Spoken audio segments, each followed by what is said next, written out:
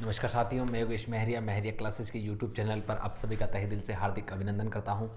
हम बात कर रहे हैं पीसीपीएनडीटी एक्ट 1994 के प्रावधानों के बारे में और इसी कड़ी में आज हम बात करने वाले हैं धारा 9 से लेकर आगे की धाराओं के बारे में।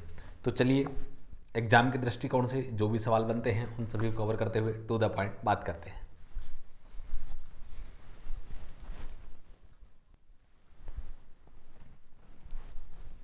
धारा 9 पीसीपीएनडीटी एक्ट की धारा 9 प्रावधान करती है केंद्रीय पर्यवेक्षण बोर्ड के अधिवेशन, यानी कि हम बात करें केंद्रीय पर्यवेक्षण बोर्ड का जो अधिवेशन होगा उसके लिए क्या शर्तें हैं, क्या नियम हैं। देखिए, केंद्रीय पर्यवेक्षण बोर्ड का अधिवेशन कम से कम 6 महीने में एक बार होना आवश्यक है। देखिए, 6 माह में कम से कम कितनी बार होना चाहिए? एक बार। तो यही आपसे इस सवाल को एग्जामिनर थोड़ा घुमा के पूछ सकता है कि केंद्रीय पर्यवेक्षण बोर्ड का अधिवेशन एक साल में कम से कम कितनी बार होना चाहिए? तो आपका याद रखना है 2 बार, क्योंकि जब आपको पता है 6 महीने में एक बार होगा तो एक साल में यानी कि 12 महीने में कितनी बार होगा? 2 बार होगा। तो आप इसे इस प्रकार से मल्टीप्लाई कर सकते हैं। चलिए, अगला जो प्रावधान है, अध्यक्ष की अनुपस्थिति में उपाध्यक्ष बोर्ड की अध्यक्षता करेगा। बिल्कुल सही बात है, कॉमन सी चीज़ है, हम हमेशा पढ़ते आए हैं कि जब भी किसी कमेटी का अध्यक्ष जो है अनुपस्थित होता है तो उसकी अनुपस्थिति में उपाध्यक्ष के द्वारा उसकी अध्यक्षता की जाती है। अल्टरनेटिव ऑप्शन ये होता है कि यदि अध्यक्ष और उपाध्यक्ष दोनों उपस्थित नहीं हो तो जो सदस्यों में से किसी एक मेंबर को चुन लिया जाता है और उसके द्वारा जो है हम बात करें इस प्रकार की अध्यक्षता की जाती है। तो सेम लॉजिक यहाँ भी है। देखिए, किसी कारणवश बोर्ड के अध्यक्ष और उपाध्यक्ष अनुपस्थित हैं और अधिवेशन के उपस्थित सदस्यों द्वारा चुना गया व्यक्ति ही जो अन्य सदस्य है वो अधिवेशन क्या करेगा? अध्यक्षता करेगा। ठीक है साथियों, चलिए आगे बात करते हैं। ऐसे सभी प्रश्न जो बोर्ड के किसी अधिवेशन के समक्ष आए, उपस्थित और मतदान करने वाले सदस्यों के बहुमत द्वारा, यहाँ 2 चीज़ें इंपॉर्टेंट है साथियों, एक तो जो उपस्थित लोग हैं वो, और दूसरे कौन से हैं? जिन्होंने मतदान किया। यानी कि इन दोनों का जो बहुमत होगा उसके आधार पर ही किसी भी हम बात करें प्रश्न का, इसका अर्थ ये है कि जो भी नियम कानून बनाएंगे वो इसी प्रकार से बनेगा। यानी कि सबसे पहले वो बोर्ड के समक्ष रखा जाएगा और फिर उस बोर्ड पर विचार विमर्श के बाद वोटिंग होगी। तो वोटिंग जो उपस्थित लोग होंगे और जो मतदान करेंगे उनका बहुमत होना आवश्यक है और इसके द्वारा यदि बहुमत से पारित हो जाता है तो वो एक नियम विनियम के रूप में अस्तित्व में आ जाएगा। लेकिन यदि मत बराबर हो जाते हैं, जैसा कि हम संसद पढ़ते हैं पॉलिटिकल साइंस में, तब भी हम देखते हैं, तो यहाँ भी सेम वही सिचुएशन है। यहाँ पर अध्यक्ष या जो भी व्यक्ति अध्यक्ष की अनुपस्थिति में पीठासीन व्यक्ति अर्थात उस बैठक की अध्यक्षता करता है वह निर्णायक मत देने का अधिकारी होगा, अर्थात वह अपने निर्णायक मत का प्रयोग कर सकता है। ठीक है, देखिए आगे, पदेन सदस्यों से भिन्न बोर्ड के सदस्यों को वेतन भत्ते प्राप्त होंगे। अब यहाँ पदेन सदस्य, जैसा कि हमने देखा, हमने 4 पदेन सदस्यों की बात की थी मुख्य रूप से, लेकिन यहाँ पे अन्य सभी सदस्यों को वेतन नहीं मिलेगा साथियों। याद रखिए, मोटे तौर पे मैं आपको बता दूं, जैसे आपके 10 सदस्य जो नियुक्त किए जाने थे उनको वेतन प्राप्त होगा। ठीक है, इसके बाद में जो 4 सदस्य राज्यों से आने थे उनको वेतन प्राप्त होगा। इसके अतिरिक्त हमने जितने भी सदस्य पढ़े हैं वे किसी ना किसी विभाग में कार्यरत है। जैसा कि हमने बात की थी 3 सदस्य, तो 3 सदस्य हमने मंत्रालयों से हम संबंधित थे, तो यानी कि उनको ऑलरेडी मंत्रालय से वेतन प्राप्त हो रहा है, तो ऐसी स्थिति में उन्हें यहाँ से वेतन प्राप्त नहीं होगा, यानी कि किसी को भी दोहरा वेतन नहीं दिया जाएगा। इस धारा में नोट डाल के कुछ प्रावधान किए गए हैं, लेकिन हम इतने असमंजस में नहीं पड़ेंगे क्योंकि हमारे इस प्रकार के सवाल नहीं आएंगे। लेकिन कॉमन से हम बात करें, यहाँ जो कॉमन चीज़ है वो आपको मैं थोड़ा समझा दूं जिससे आपके कंसेप्ट थोड़ा क्लियर रहेंगे। ठीक है, यानी कि किसी को भी दोहरा वेतन प्राप्त नहीं होगा, यानी कि यदि उसको पहले से किसी भी बात का किसी भी पद पर रहते हुए वेतन प्राप्त हो रहा है तो उसको यहाँ वेतन प्राप्त नहीं होगा, और यदि उसे प्राप्त नहीं हो रहा तो यहाँ वेतन मिलेगा। तो ये 10 सदस्य हैं, इनको पहले से वेतन नहीं मिल रहा और इनको भी नहीं मिल रहा, तो ये 14 सदस्यों को वेतन मिलेगा, बाकी सबको वेतन मिल रहा है। जैसे हमने 3 महिला सांसदों की बात की थी तो उनको सांसद के रूप में क्या था? वेतन प्राप्त हो रहा था। तो ऐसी परिस्थिति में उनको वेतन यहाँ से नहीं दिया जाएगा। तो आप मेरी बात को समझ पा रहे होंगे साथियों। तो चलिए अगली धारा की ओर बढ़ते हैं। धारा 9 के सभी कंसेप्ट आपके क्लियर हो गए होंगे। धारा 10 पीसीपीएनडीटी एक्ट की धारा 10 में प्रावधान किया गया है, रिक्तियों आदि से केंद्रीय पर्यवेक्षण बोर्ड की कार्यवाहियों का अविधि मान्य नहीं होना। अर्थात यहाँ पे साफ बात एक ये बात बताई गई है साथियों, यदि केंद्रीय पर्यवेक्षण बोर्ड में किसी भी पद पर यदि कोई रिक्ति होती है तो उस पद पर रिक्ति होने से यदि किसी प्रकार कोई नियम बनाया गया, कानून बनाया गया, उस पर वोटिंग हुई है तो वो किसी भी प्रकार से हम बात करें इल्लीगल नहीं होगी, वो लीगल होगी, वो वैध मानी जाएगी और वो कानून सही माना जाएगा।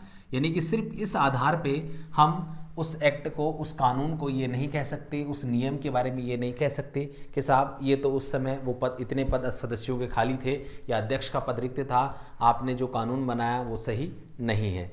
इस आधार पर उसे चुनौती नहीं दी जाएगी। तो चलिए आगे हम बात करते हैं धारा 11। धारा 11 में हम बात करें विशिष्ट प्रयोजनों के लिए बोर्ड के साथ व्यक्तियों का अस्थायी सहयोजन। देखिए, विशिष्ट प्रयोजनों के लिए, विशिष्ट यानी कुछ विशेष कार्य होंगे, विशेष कुछ प्रयोजन होंगे जिसके लिए बोर्ड के साथ व्यक्तियों का अस्थायी यानी कि कुछ समय के लिए टेम्परेरी रूप से किसी व्यक्ति को बोर्ड के साथ काम करने के लिए रखना।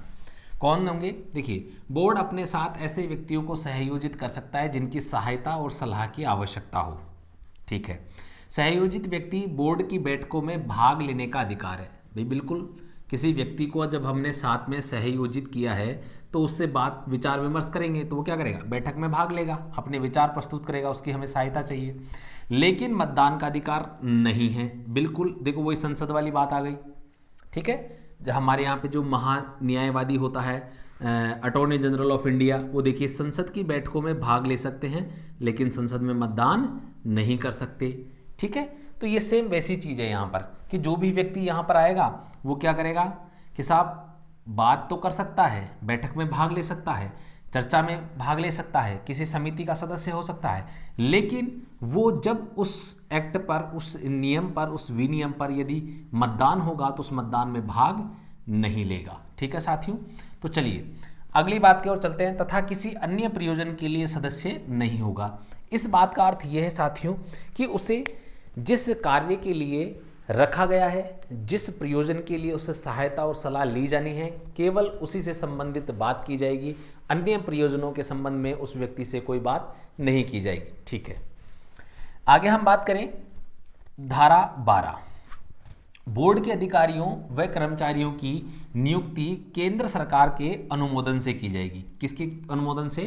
केंद्र सरकार के अनुमोदन से की जाएगी। देखो, केंद्रीय पर्यवेक्षण जो बोर्ड होगा उसमें जितने भी अधिकारी होंगे और जितने भी कर्मचारी होंगे, क्योंकि ये तो सदस्य हो गए, इनके अतिरिक्त जो भी इनकी सहायता के लिए अधिकारी और कर्मचारियों की आवश्यकता होगी, उनकी जो नियुक्ति होगी वो केंद्र सरकार के द्वारा होगी। पहली बात तो केंद्र सरकार के अनुमोदन से, यानी कि जब केंद्र सरकार उन पदों को स्वीकृति प्रदान करेगी, अनुमति देगी कि भाई इतने पद अधिकारियों के और इतने पद कर्मचारियों के आप इस पर भर्ती कर सकते हैं, तो ये स्वीकृति कौन देगी? केंद्र सरकार देगी साथियों। तो उम्मीद करता हूं धारा 12 तक के जो आपके प्रावधान हैं वो सभी क्लियर हो चुके होंगे। तो चलिए आगे की धाराओं की ओर बढ़ते हैं।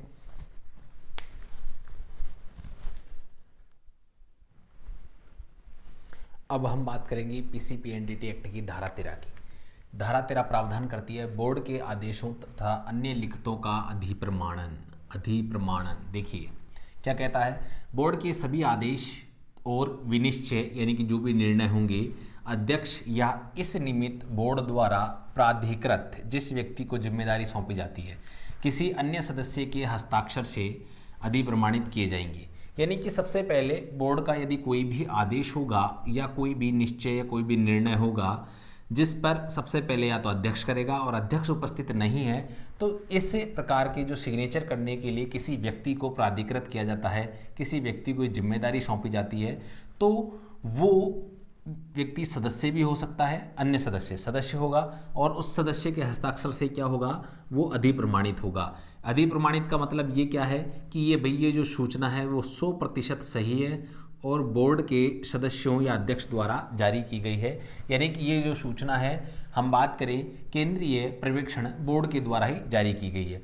जिस प्रकार से वर्तमान में आप देखते हैं कि हमारे जो भर्ती बोर्ड जितने भी हैं, आरपीसी हैं, अधीनस्थ बोर्ड अपना जो राजस्थान का है वो है, और अन्य माध्यमिक शिक्षा बोर्ड हो गया, तो जब भी वो विज्ञप्ति जारी करता है तो उसका अधिप्रमाणन के तौर पे अंत में हस्ताक्षर होते हैं या जो सचिव होता है उसका नाम होता है। आपने देखा होगा जब भी कोई प्रेस नोट जारी किया जाता है उसमें स्पेशली आपके अंत में जो कोष्टक में इधर अलग से जो है सचिव या जो भी प्राधिकृत व्यक्ति होता है उसका नाम और उसके सिग्नेचर होते हैं। ठीक है, तो ये सेम प्रोसेस यहाँ पे फॉलो किया जाता है। आगे हम बात करें धारा 14, सदस्य के रूप में नियुक्ति के लिए निर्भरताएं। देखो काफ़ी इंपॉर्टेंट है, यानी कि किसी व्यक्ति के पास यदि उसने ऐसा कोई काम किया है तो वही योग्यताओं की श्रेणी में आएंगी। माफ कीजिएगा, अयोग्यताएं, यानी कि सदस्य के रूप में यदि कोई व्यक्ति को नियुक्त होना है तो निम्न में से ये योग्यताएं उसके पास नहीं होनी चाहिए। मान लीजिए यदि उसको जो है नियुक्त सदस्य के रूप में नियुक्त नहीं किया जाएगा, कौन सा? सबसे पहले कोई भी व्यक्ति पीसीपीएनडीटी एक्ट के अंतर्गत जो है दोषी पाया गया हो, जेल गया हुआ हो, उसे न्यायालय ने सजा सुनाई हो, लिंग चयन से संबंधित किसी मुकदमे में अंदर रहा हो, समझ रहे हैं आप, या कोई पागल हो, दिवालिया हो, न्यायालय के द्वारा जिसे दिवालिया घोषित किया गया हो, कोई पागल हो, मेंटली डिसऑर्डर हो, अन्य जो भी इसके अंदर जो हैं हम बात करें और भी शर्तें यहाँ रखी गई हैं, लेकिन मुख्यतः भाई कॉमन जो शर्तें हैं वो यहाँ पर लागू होती हैं। लेकिन हमारे यहाँ से कोई ज़्यादा अधिक महत्वपूर्ण सवाल नहीं बनता, इसलिए मैंने अनावश्यक रूप से उन चीज़ों को नहीं लिखा है साथियों। आगे हम बात करते हैं धारा 15। धारा 15 पुनः नियुक्ति के लिए सदस्य की पात्रता, यानी कि यदि कोई जो है सदस्य है क्या वो पुनः नियुक्त हो सकता है? तो बिल्कुल, उसके बारे में भी कुछ बात यहाँ पर बताई गई जो काफ़ी इंपॉर्टेंट है। देखिए, पदेन सदस्य से भिन्न कोई भी सदस्य लगातार 2 अवधियों से अधिक के लिए नियुक्त नहीं किया जाएगा। दोनों ही शब्द जो मैंने गोले किए हैं काफ़ी इंपॉर्टेंट है। सबसे पहले देखो, पदेन सदस्य से भिन्न, यानी कि पदेन सदस्य कितनी भी बार पुनर्नियुक्त किया जा सकता है, इसकी कोई समय सीमा नहीं है।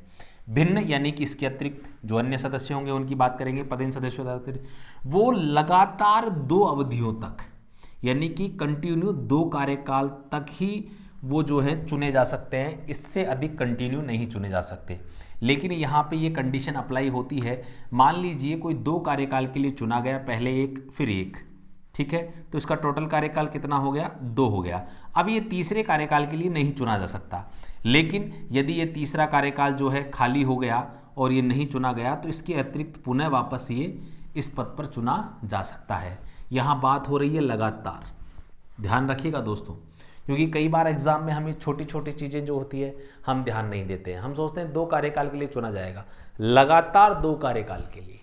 ठीक है, उम्मीद करता हूं आपके ये सभी कंसेप्ट यहां से जो है क्लियर हो गए होंगे धारा 13, 14 और 15 की।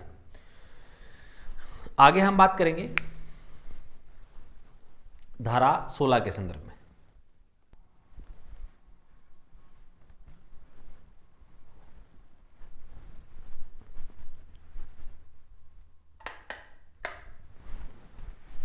धारा 16 बोर्ड के कृत्य। देखिए, इसमें हम बात करते हैं केंद्रीय पर्यवेक्षण बोर्ड के कृत्य यानी कि कार्य क्या होंगे, उसकी क्या भूमिका होगी इस एक्ट के अंतर्गत। देखिए, प्रसवपूर्व निदान तकनीकों का लिंग चयन तकनीकों का उपयोग और दुरुपयोग के विरुद्ध नीति विषयक मामलों पर केंद्रीय सरकार को सलाह देना, यानी कि नीति निर्माण करने वाले जो भी विषय होंगे उन सभी पर केंद्र सरकार क्या देगी? सलाह देने का काम कौन करेगा? केंद्रीय पर्यवेक्षण बोर्ड के द्वारा किया जाएगा। अधिनियम और उसके अधीन बनाए गए नियमों के कार्यान्वयन का पुनरावलोकन करने, कार्यान्वयन का क्या करना है? पुनरावलोकन करना है, और उन्हें मॉनिटर करना कि भाई वास्तव में प्रभावी रूप से लागू हो रहे हैं या नहीं हो रहे, तथा केंद्र सरकार को उक्त अधिनियम और नियमों में परिवर्तन करने के लिए सिफारिश करना। ठीक है, यदि बोर्ड को लगता है कि भाई किसी जो हम नियम में, अधिनियम में, किसी एक्ट के किसी उपबंध में कुछ परिवर्तन होना चाहिए, कुछ नया जोड़ा जाना चाहिए, कुछ हटाना चाहिए, तो इस मामले में केंद्रीय पर्यवेक्षण बोर्ड सीधा केंद्र सरकार को सिफारिश कर सकता है। चलिए आगे हम बात करते हैं गर्भधारण पूर्व लिंग चयन। देखो, गर्भधारण करने से पहले ही लिंग का पता करना, लिंग चयन प्रक्रिया, और गर्भ लिंग की प्रसव पूर्व अवधारणा यानी कि प्रसव से पहले लिंग का पता करना, इस प्रकार की जितनी भी प्रथाएं हमारे समाज में प्रचलित हैं उन सभी के खिलाफ जो है जनजागृति फैलाने के लिए क्या करना है, ये अभियान चलाएगा। लोक जनजागृति पैदा करने का कार्य कौन करेगा, केंद्रीय पर्यवेक्षण बोर्ड के द्वारा किया जाएगा। नाटक, नुक्कड़, समाचार, एडवर्टाइजमेंट जो भी होगा, ठीक है।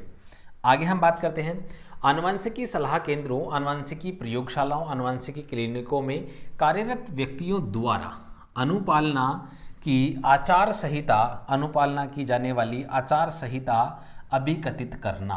अर्थात इनके लिए जिस आचार संहिता का जो है निर्माण किया गया है, वास्तव में वो उसी आचार संहिता का जो पालन करें, उसको फॉलो करें, उसी प्रोटोकॉल के तहत वो काम करें। चलिए अगला पॉइंट, अधिनियम के अधीन गठित निकायों के कार्यपालन का निरीक्षण करना और उसके समुचित और प्रभावी क्रियान्वयन को सुनिश्चित करने के लिए कदम उठाना काफ़ी इंपॉर्टेंट है। देखिए अधिनियम के अधीन हम बात करें, अधिनियम के अधीन गठित जितने भी निकाय होंगे, सबसे पहले उनका जो कार्यपालन है उसका निरीक्षण करना, ठीक है, यानी कि जांच करना। किसका काम है, केंद्रीय पर्यवेक्षण बोर्ड का है। किसी भी संस्था की जांच केंद्रीय पर्यवेक्षण बोर्ड के द्वारा की जा सकती है। जो संस्था इस अधिनियम के अधीन गठित की गई है, बनाई गई है, कोई संस्था, कोई हॉस्पिटल, कुछ भी हो सकता है, उसके समुचित और प्रभावी क्रियान्वयन को सुनिश्चित करने के लिए कदम उठाना, ठीक है। कोई अन्य कृत्य जो अधिनियम के अधीन विहित किया जाए, यानी कि कोई ऐसा कार्य और भी ऐसे कार्य जो हैं इस एक्ट में सरकार द्वारा जोड़े जा सकते हैं, जो केंद्रीय पर्यवेक्षण बोर्ड को सौंपे जा सकते हैं, तो उन पर भी जो है केंद्रीय पर्यवेक्षण बोर्ड के द्वारा कार्य किया जाएगा साथियों। तो उम्मीद करता हूं धारा 16 तक के आपके सभी प्रावधान क्लियर हो चुके हैं। बस आज की कक्षा में इतना ही। अगली कक्षा में पुनः आपका जो है धारा 16 कैसे लेकर आगे की जो धाराओं के बारे में बात करेंगे। और यदि आपको हमारी अध्ययन सामग्री और कंटेंट पसंद आता है तो वीडियो को लाइक कीजिए, साथ में कमेंट कीजिए और हमारे यूट्यूब चैनल को सब्सक्राइब कीजिए, साथ में बेल आइकन को ऑल पे प्रेस कीजिए, जिससे हमारे द्वारा अपलोड किए गए सभी वीडियोस, कक्षाएं नोटिफिकेशन के माध्यम से आपको प्राप्त हो सके। चलिए साथियों, इसी के साथ आप सभी से विदा लेना चाहता हूँ। जय हिंद, जय भारत मेरे साथियों।